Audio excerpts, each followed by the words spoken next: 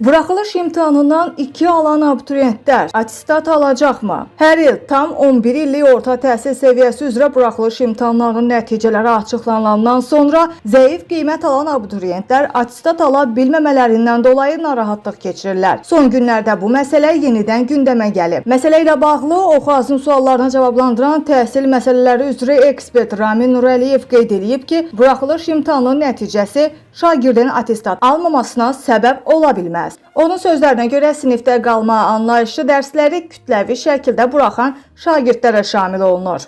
Ekspert bildirir ki, qiymətə görə attestatdan məhrum etmə deyə bir anlayış yoxdur. Abituriyent buraxılış imtahanında 2 qiyməti alarsa, onun attestat qiyməti 10 və 11-ci siniflərin illik göstəricisi əsasında hesablanaraq yazılır. Şagirdin qiymətləri 2 olsa belə, ona yenə də attestat verilir, lakin attestatda qiymət yerinə 2 alması qeyd olunur. Heç bir məktəb rəhbərliyi bir fəndən illik ortalaması 2 olan şagirdi attestatdan məhrum eləyə bilməz. Buna görə də bəzi məktəb rəhbərliyinin valideynləri təşvişə salması əsassızdır. Bu kimi hallar ilə qarşılaşan valideynlər mütləq məktəbə qədər və ümumi təhsil üzrə Dövlət Agentliyinə və yaxud da Elm və Təhsil Nazirliyinə müraciət eləməlidirlər deyə ekspert açıqlamasında bildirib.